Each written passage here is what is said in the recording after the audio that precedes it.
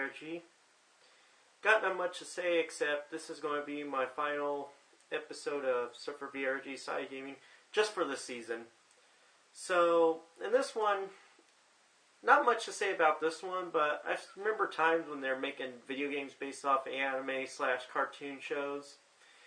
And, well, here's one I would like to check out. Now, I've been a huge fan of the Dragon Ball Z series. I used to love it when I was a little kid. Used to go crazy. One time I did dress up as Goku for Halloween. But, anyhow, in this one I'm going to actually take a look at Dragon Ball Z. I think it's called Super Butoden. Something. It was actually a Japan port.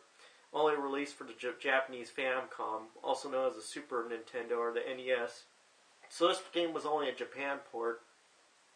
And I wasn't able to get a copy, but I'm going to play this on an emulator. So, if you guys wondering why I'm using an emulator, sometimes if I don't have an actual copy game, I got to do it this way.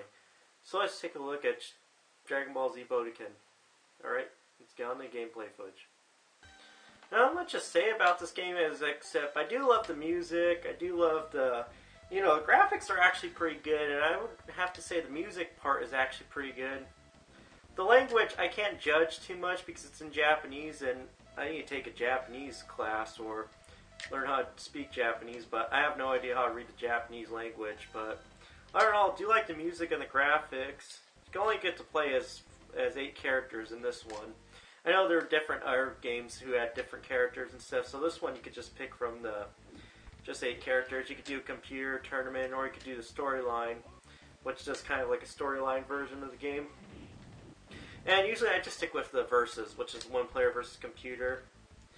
And I want to say my opponent is like very hard. Like, I don't know, I just chose a couple of these guys to fight, and next thing you know, I'm Goku. I'm getting clobbered like crazy. I have to say, controls are a little awkward and weird and stuff, especially the animation. I do love how they do show you how their like special attack works, especially if you're 1 player or the computer.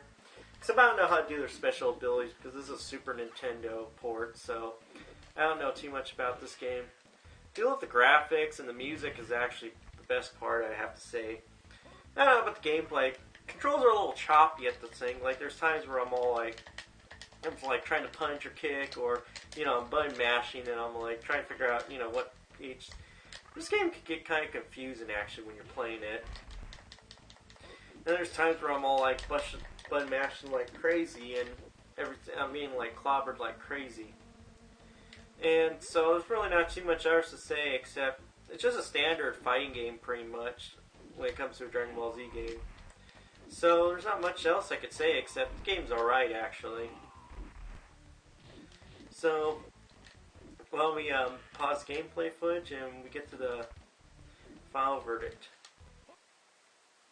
Well, really don't have too much to say about this game. Matter of fact, it's actually not bad. It's pretty decent. It's actually not bad, actually. My only major problem with the game is just the controls. The controls are kind of weird and stuff, especially when you're trying to attack your opponent. I'm pretty sure you could change the difficulty, but since it's in language, you probably have to fidget around with it. And I do love the music and the graphics and stuff.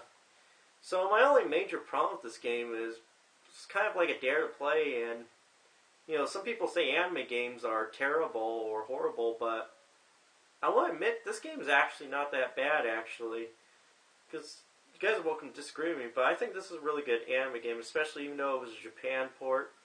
It was actually still a good idea. So this game was worth to play, worth trying out and stuff. I know they have other versions of this game and different sequels and stuff. I'll have to get to them in some other reviews.